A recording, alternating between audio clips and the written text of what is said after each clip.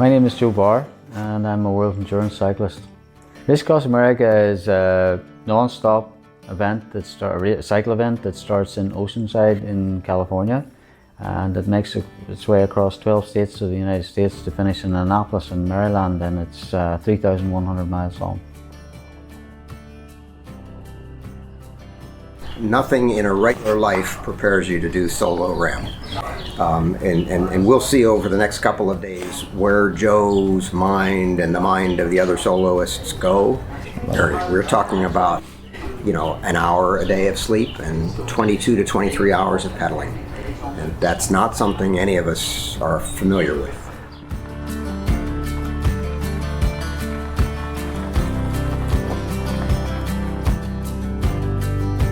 As soon as the time clock starts for each individual rider, it doesn't stop until you get to Annapolis in Maryland. So this is my third time to be here. The first time I actually didn't finish, that was in 2012. And in 2014 I came back again and I finished 10th overall, and I was second in my age category. In the 36 years or 37 years now that this event has been running, there's only around 300 people has ever solo managed to finish the race. Yeah, in 2012 it nearly cost me my life in Wolf Creek for sure. But it dented my confidence back then, that's for sure. But I came back in 2014. I wouldn't say I had got over it in 2014 at all. I was very, very concerned about Wolf Creek. I was very concerned about what it could do to me again. And also the crew were concerned because they obviously experienced what happened in 2012 from a very different perspective from where I was, but both equally pretty serious. And in 2014 I became part of that elite club, if you want to call it, that I actually finished the race. And from a personal viewpoint, I've always viewed age as a red herring. Julie and Colin? I would have shied away 10 years ago from my age a little bit, not unlike anyone else in life. Everyone has markers at 40 and 50 and whatever, and that all brings different things for different people. I never viewed it like that because, ironically, I won Race on Ireland when I was 50. I really don't feel any different at 50. But it's not about me, it's about how other people perceive that. If a 60-year-old can ride his bike Race Across America and finish in the time that's required, that in itself is just an achievement in its own right, regardless of what place it is, regardless of what accolade you get. Yes, all of those things I will chase, and all of those things will be wonderful if it's possible. But the reality is, this is just a privilege to be able to do.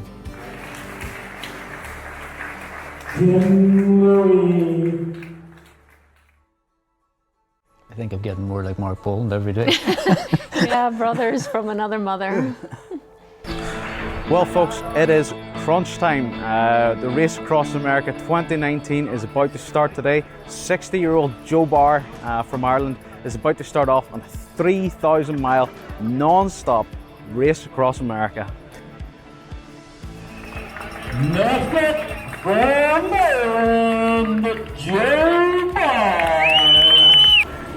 5, 4, 3, 2, 1. Good luck. There we go, Joe! I think when I got to 2019 Race Across America, I was incredibly confident. I'd actually come off the back of winning 2018 Race Around Ireland, and I always looked at it as one of the races where I had perfection, and I knew that if I could carry that over, I was very clear I wanted to finish in the top 5 overall in Race Across America in 2019. It was ambitious, audacious, but then you got to shoot for the stars. You're looking mighty. First time I saw you. Yeah. You finally got caught up with Joe. How do you feel? Oh, we're all together again, and I won't leave him now till the finish line. The ice fest is here. Ice fest! Ice fest! It's not something that Joe does, it's who he is. It brings challenges for sure, and there's frustrations, but you're either in it with him or not, and I am in it with him. Where Joe goes, I go. Day one in 2019 Race Across America, I was so excited. I felt I had arrived there, really prepared. I felt really positive about where I was going to position myself in the overall race, or try to.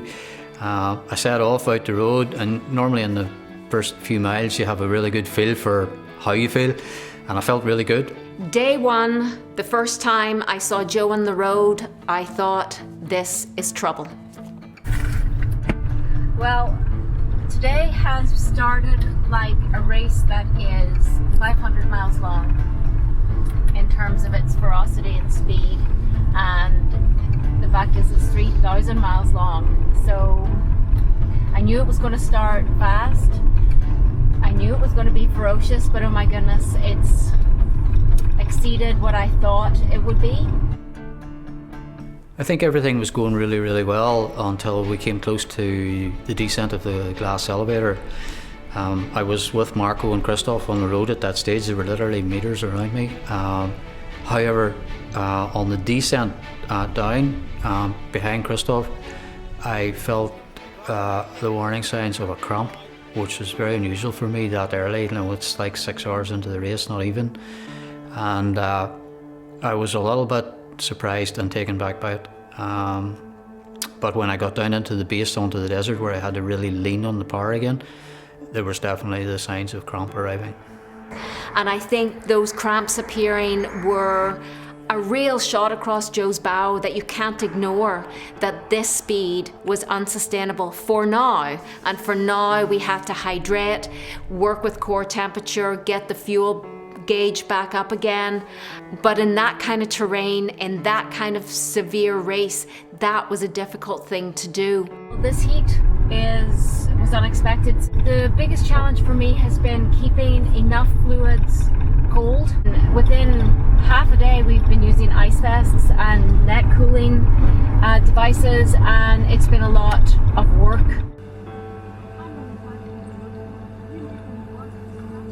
We're here now in the middle of the Californian desert. It's 10:30 at night.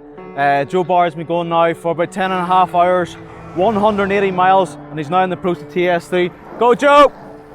What I can tell you today is today was very, very, very hot. At its peak, around Borrego Springs, the temperature was 45 degrees Celsius. Now, for us Irish pasty folk, I can tell you that's hot. What he's going to do now is going to be on the approach to TS3 towards Blythe, and then later on, going into the morning, then we're moving into Arizona. But what that means is a lot more heat.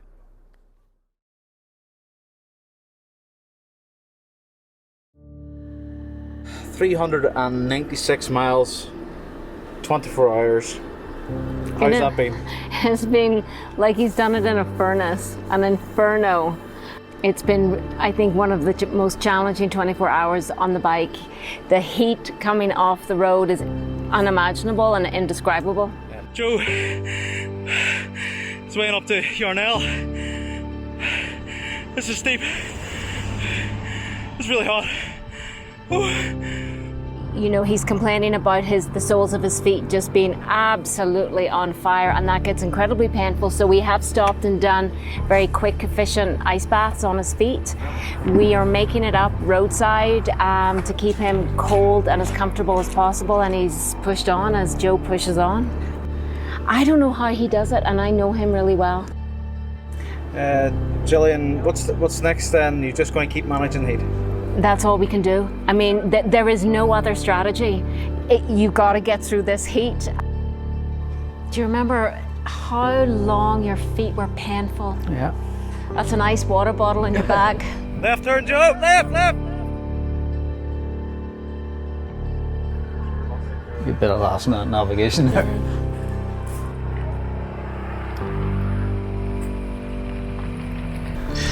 Well, it's just past midnight here at the Race Across America 2019. Joe Barr has just turned 60 years old. And here he comes. Happy birthday, Joe! It's official! He's 60 years old! Bus pass. As you can see, riders all bounced up out here now at the minute. The next 500 miles of the course is going to take Joe through Arizona, through Utah, and then into Colorado when we start to go into the altitude up towards Wolf Creek Pass. Cottonwood's one of my favourite descents. Oh, Flagstaff. It's where the fire was. It's where the fire was. Forest fire. Yes. I think Joe's asleep in the van.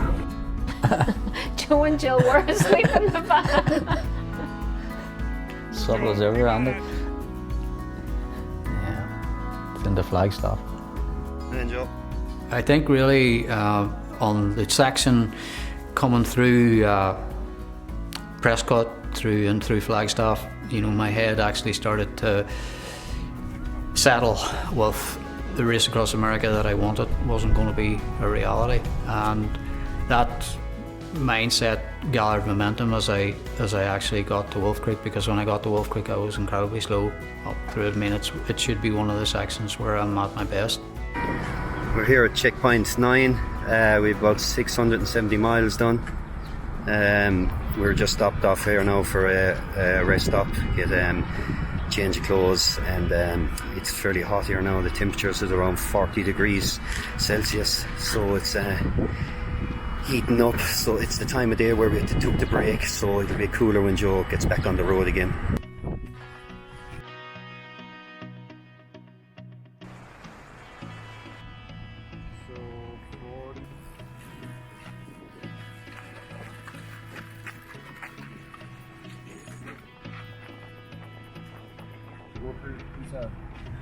This is the Australian guy, Alan Jeffers. Joe, a tough day for you then? Yeah, it was a pretty rough start this morning, for sure, in Flagstaff. I got caught up on top of the climb. I mean, it was a brutal climb last night. It got so cool at the top. You know, I didn't actually realise it went up for 40 odd miles. It was incredible, like, so I never went out of the bottom gear for 40 miles. It was terrible. When I got to the top, it didn't descend. It just stayed up there. And this morning, when I went to start off, I had to shut down because it was so cold in the night time.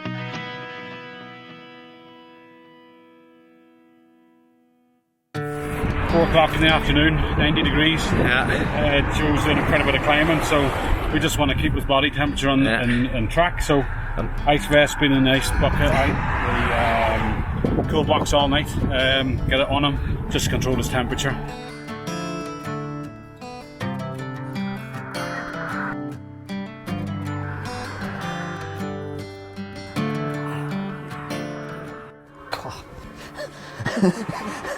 I can feel that.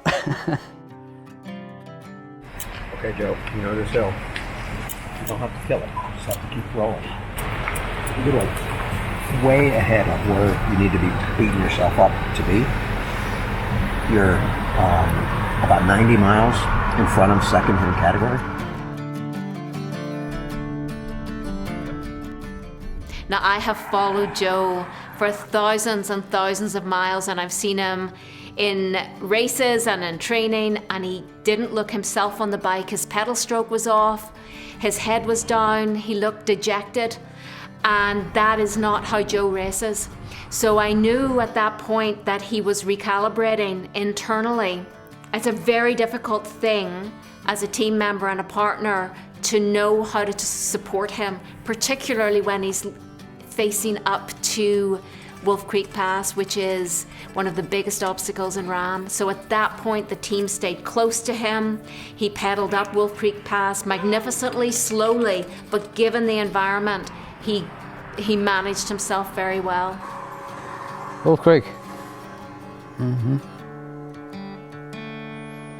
It's a brute, isn't it?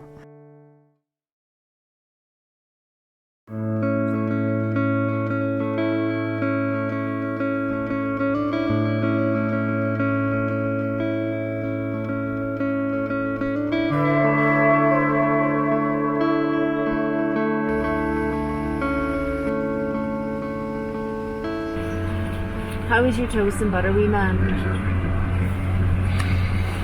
Did you get your coffee? First class. It's a wee bit chilly.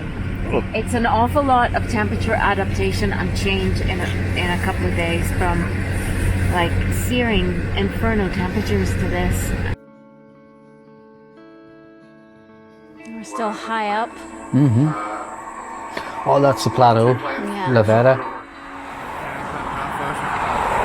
They're not quite as aggressive as Wolf Creek, they're not quite as tall, but they're still at altitude. You know, so breathing's difficult here for Joe, he's tired. It's a lovely morning. It's now 8 a.m. The sun's come up, get a bit of sun on our bones.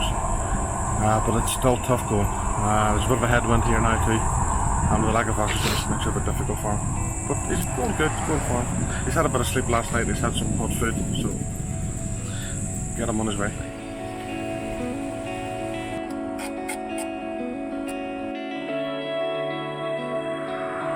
And just as you thought, Alan Bradley is about 8 miles away now. Good. Now?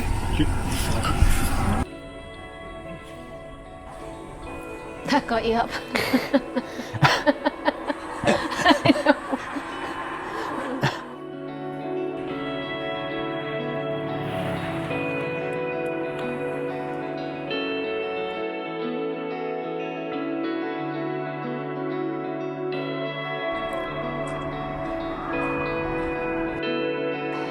This is when you had that little episode. I can see you're all here. It is swollen. It is swollen. Cover the landmark.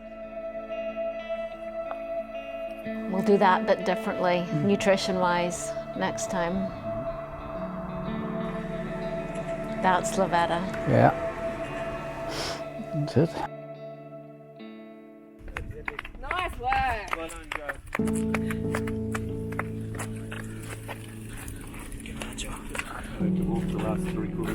Doesn't matter, you got here. You got here. Awesome. I'm gonna get this right. There's easier ways to torture yourself, guys. Getting over Wolf Creek was one thing, but whenever you go over Lavetta and into Kokura Pass, it's an incredibly difficult climb. I actually think it's a more difficult climb than Wolf Creek is because of where it comes and what has happened before it. And when I got to the top, that was the moment. That was the moment for me in 2019 when, I knew it was over.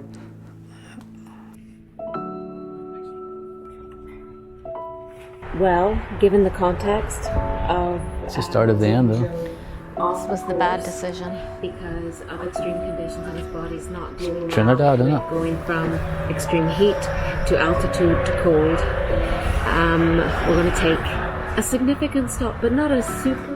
you can hear it in my voice, I know fine rightly. This is not a good decision. An hour and a half coming here, we've got to take him back to the course. Realistically, it's going to be an 8 to 10 hour stop.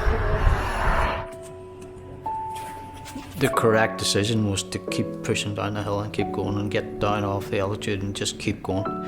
And I chose not to. I chose to, to get in the car. We went to the hotel and we took a break, and then we came back at midnight to do it, and that was a mistake. After Trinidad and after we took that long break, it was clear Joe was in a different race, and it was a race that only Joe was in. The team, our job was to support Joe getting to the finish line with the best performance possible from that point onwards.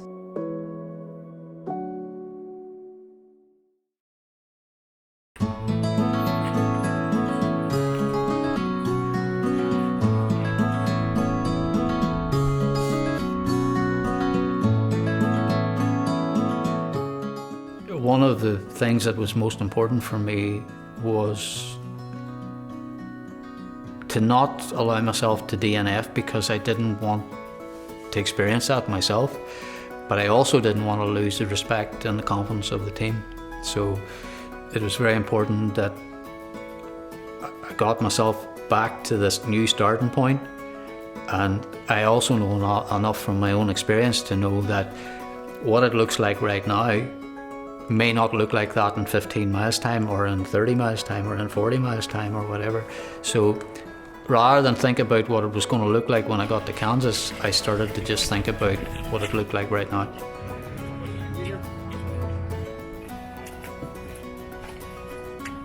You don't have a little, just a mouthful of Coke or something? Yeah, I do. You should have seen this guy go from being sleepy to someone passing him on the road and going, I don't think so. The racer came right to the fore, and then was through Kim.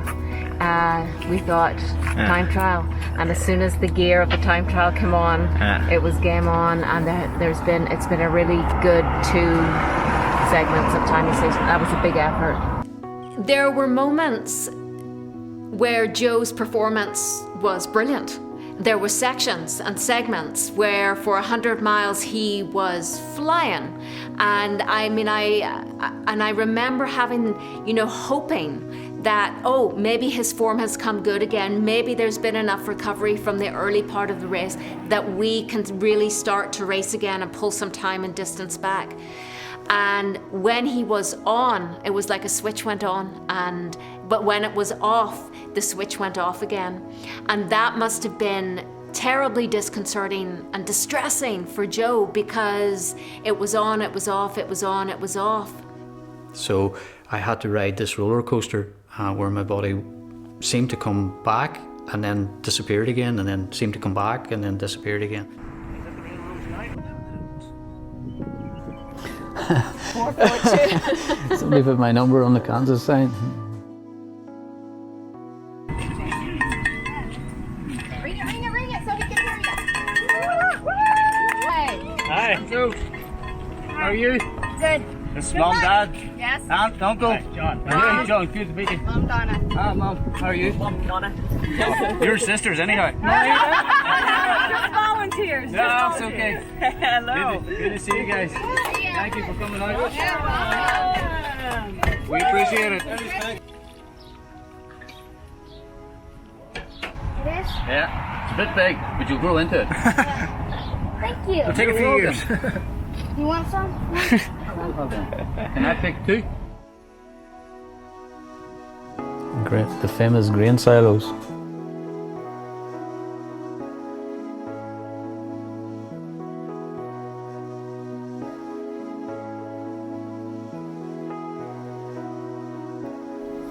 I think I knew the race was over there. It wasn't over.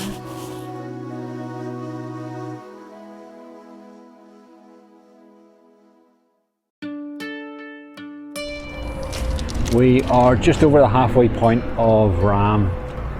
Passed that earlier on this morning. Harder race than he thought it would be. Things have not gone as well as he would hoped, and just struggling to come to terms with that at the moment. Pushed very hard, it didn't work out, he paid a price for it, and mentally That that's says it all, doesn't it? That said, he's first in category, he's I think 17th overall. Those aren't bad stats. Tough, to be honest, tough. We're just, everyone's tired, a little bit deflated, the race hasn't really gone the way we were hoping it was going to go.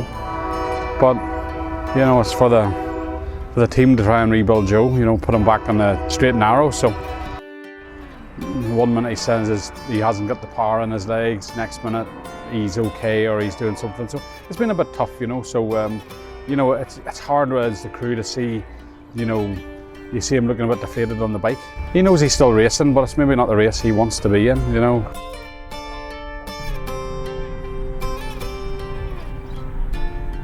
It's a long way to go when it's not the race you want to be in, isn't it?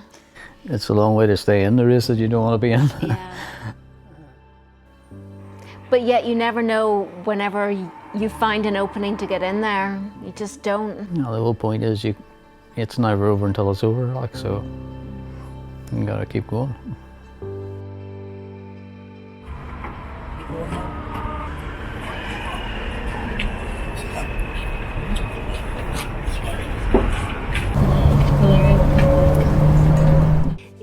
There's some footage of Joe where, I look at it even 2 years later and it makes me want to cry, because he is in bits, and he would have been forgiven for stopping. Body's working. Your body's working. Come good, so I'll be strong. Must feel good. It's worth it for the day. In high definition.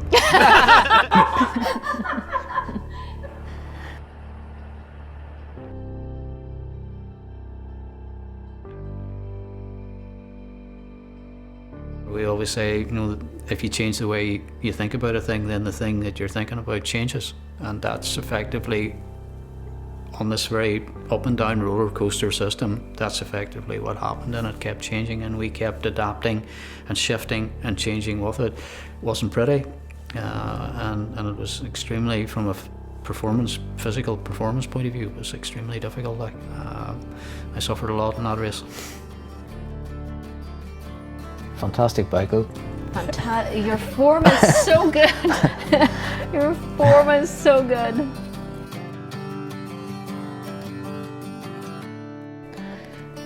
It's always good in RAAM when you see another rider.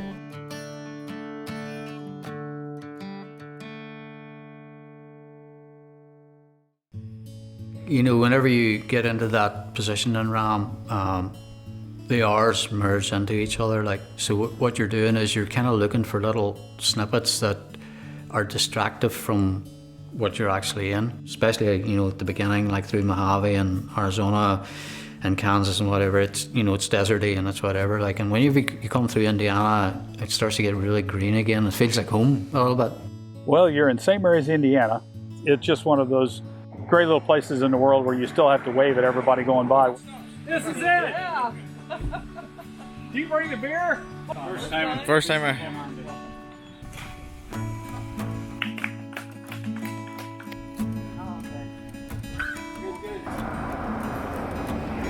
Do you love the RAAM racers, don't they? Dave in it, and the crew, and St. Mary's. Right out. Keep up the good work. And good work on your Be careful, there's gravel down there. Yeah, watch for loose. Go get it, Will!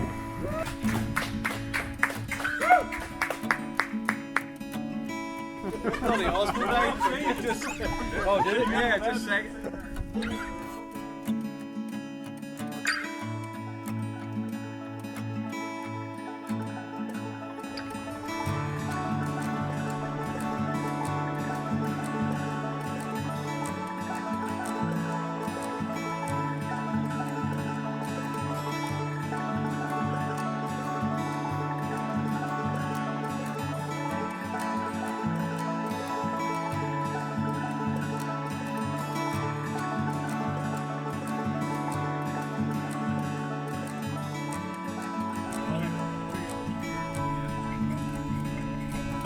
I am the groupkeeper. Oh, that's better. That's a good look for you, actually. That's quite good. It starts to go. Joe, it's the same.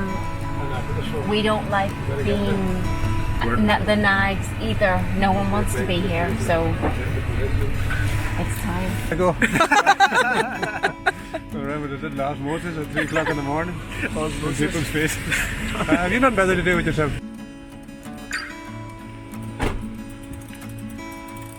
Just wait for the car.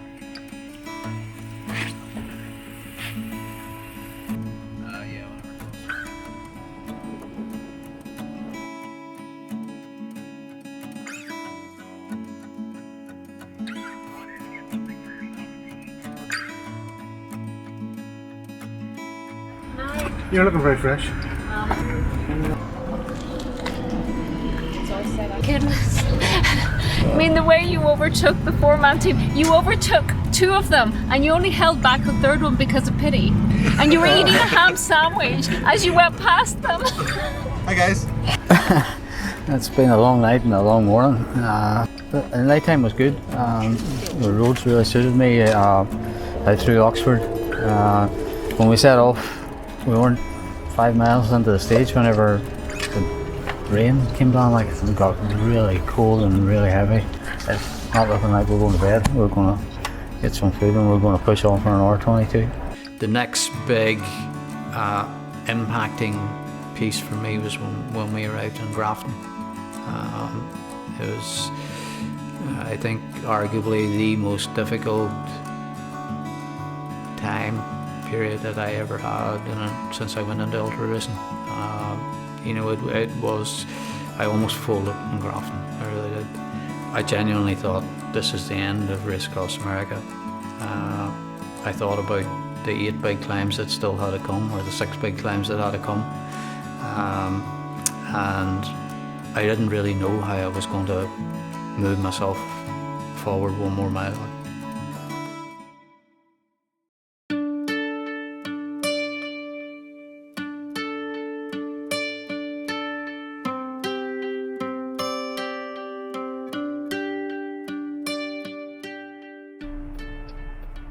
This is going into Grafton now. Remember we stopped and then...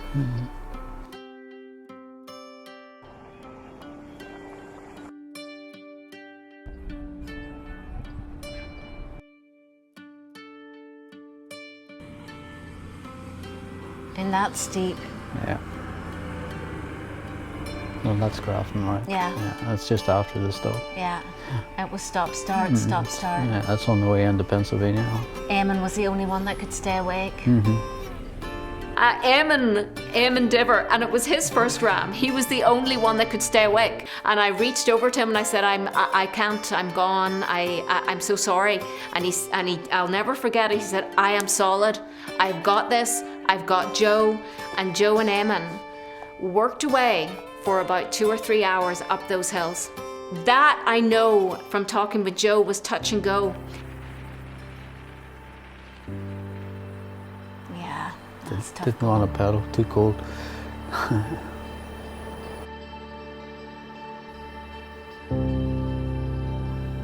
Pennsylvania. When we passed Grafton, we still had 300 miles to go. So, you know, you get into this thing, it's only 300 miles. Oh my goodness, it might as well have been another 3,000 miles.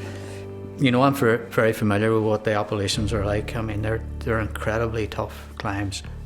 Not in their own individual right, but it's where they come in the race and it's how they're actually stacked together, and they just have this place. It's part of Race Across America. It's why there's so many people don't finish the race. They actually DNF in that section in the last 500 miles or 300 miles or whatever.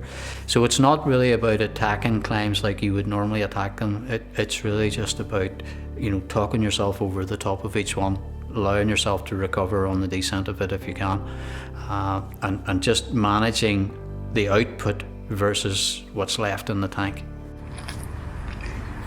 We've just arrived in time station 50 here, about 120 miles from the finish, and we came across this wonderful lady, Louise. Since 2004, and it's in a biker bar. The time station to that direction was started by a bike shop. The time station to the next station was started by a bicycle shop. So I figured the station that needed me most was a motorcycle.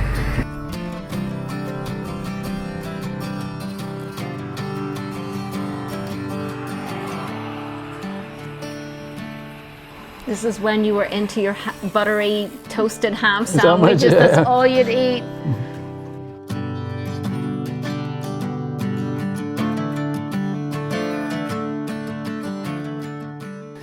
I wasn't doing good. Owe you an apology for what happened. Well, we sort of miscued on a turn. I made a decision not to prompt him to do a right turn. Unfortunately, I was incorrect. He took a slight tumble. Slow speed U-turn, tucked in too quick, fatigue, tiredness, and he came down. He's scuffed his knee, scuffed his elbow, but apart from that, he's okay.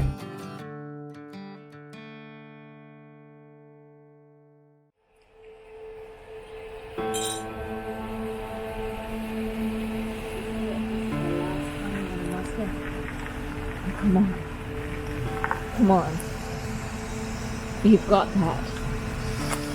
And then we'll rest. And then we're gonna rest. You can't leave this one hanging.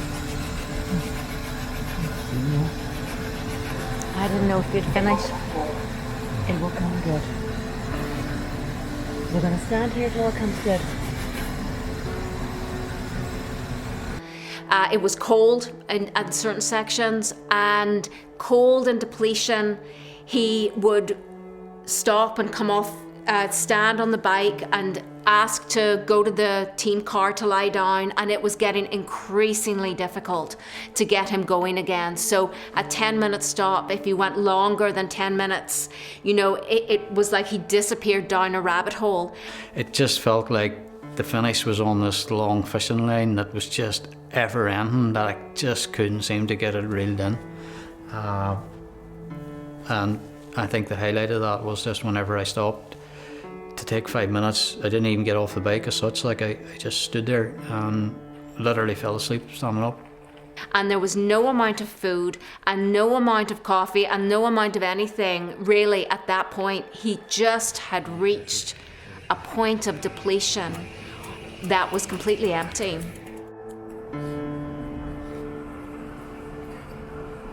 I didn't think we could get him going, and it didn't matter if it was 100 miles or 1,000 miles. I didn't think he could do it. And I put my arms around him, and I remember saying to him, your body is not going to let you down. You must keep moving. Your body will not let you down this time. It will not. You're going to go forward, and then you're going to stop.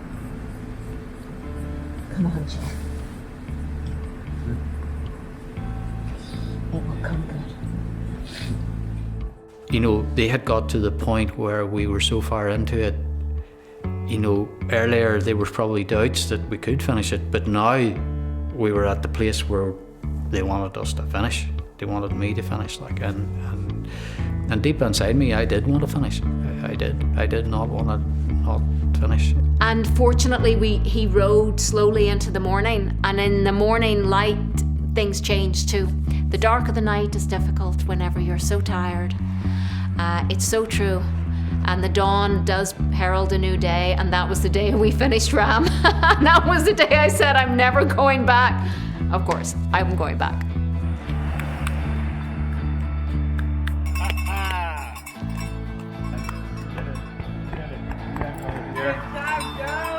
Oh, there's Nancy. Oh, tired, but not as tired as you are. Good to see you. Dude. My cousin. Your cousin, yeah. What'd you expect, right? You got your helmet. Oh, there's Len. You see his squares. Well, you know what? It's, not too many more squares to see, right? Well, you raced a smart race. You raced a smart race, you know? Joe, very briefly, you just reached the cut-off point. Are you glad? Yes. In a word, yes. I finally made it. You make sure you it's call. very difficult. I know. I'm almost folded in the night time, like I stopped to sleep deprivation caught up, and Yeah, but you got to call too. stopped to take 10 minutes and I fell asleep and I couldn't get going again. When the daylight broke in, it was, you know, I started to come good again then, like, well, when I say good, in relative terms. Big thanks to everyone's support. I know a lot of people at home stayed up all night. So thanks for that. Appreciate it. I think one of the things that kept me going whenever, you know, things were not really good, like, is I think everyone's the same who's around the world. When you get a message from home, that's really impactful. And some of the messages I got, I always remember one in particular. We were in Fort Scott. We just arrived in Fort Scott, just finished Kansas, and it was really early in the morning, like 4:30, really cold, and there was still read out a message for me, like, and it was from home. I was in such a bad place of just struggle, that the interaction with that message when Jill read it out, you know, allowed me to say out loud, without being judged, what was going on. It taught me in that particular instance was, it doesn't matter how bad this is, you're not on your own.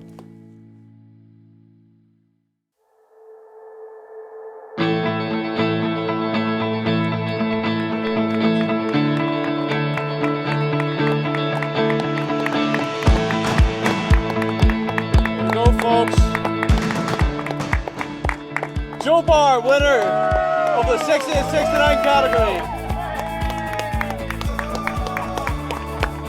There it is.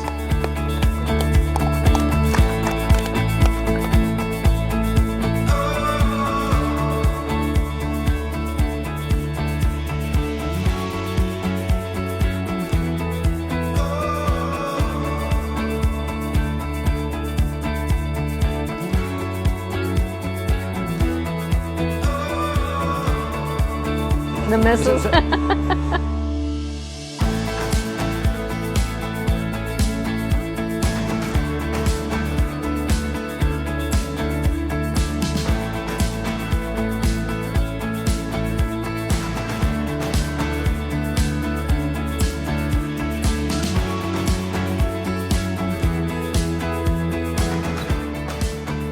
As a 60-year-old man, he's the fittest guy I've probably ever met. You know, this is a big race. The scale is huge. That man's fit as a fiddle. He's in, like, for a 60-year-old to be in the prime of his life. When you see him training, you see the discipline, you see this guy is here to get a podium finish. There's this guy cycling across America, and then whenever you tell him, oh, and this guy's turning 60 when they're there, going, no way. It's a new world, you know. There's one thing doing a 2-day race, 3-day. It's just non-stop. Well, I keep reminding him this was his idea, so let the adventure begin now. But I can tell you that nothing in a regular life prepares you to do solo RAAM. It's not something that Joe does, it's who he is. But you're either in it with him or not, and I am in it with him. Where Joe goes, I go. It doesn't really matter about winning or losing. You realise it is nothing more than just a privilege. Wow. That's pretty cool. When you arrive at the finish line and you realise I've finally dragged myself to the finish of this, and I've actually won the category. Because that's the joy and the disappointment together, and that I'd carried the disappointment for 3,000 miles of not getting what I came for, ending up with the joy of winning the category, which was fantastic. But when you come home, when you come away from what that end was, because at the end when you cross the line, it's very easy to forget everything that you just came through. You know, was to actually sit down and take the race apart and discuss it, and that took a long time, and it took a lot of harsh conversations to actually get to the point where I could take responsibility and ownership for my mistakes in it. From the actual mechanics of the race, I have an appreciation of distance that I never had before, and I have an appreciation of all the physical adaptations a body has to go through to move through that kind of environment non-stop in an increasingly depleted state. So the impact on the body of things that I manage, hydration, how a gut can process food and fuel in heat and in altitude. So there'll be big changes in our nutritional strategy, that's for sure, and I'm so glad I've had that experience. So it's a challenge, but I'm going to approach it differently. I think the big thing for me, and I would say for Joe too, is this idea of pacing through distance and pacing within the race and within the actual race calling RAAM, this big event that happens. So pacing RAAM and then pacing towards other riders and how they're racing as well. It's really a challenge. I'll always have a win in Race Across America, but it was a painful one, and I also come away from it knowing in my heart that there's a better one in me, even yet.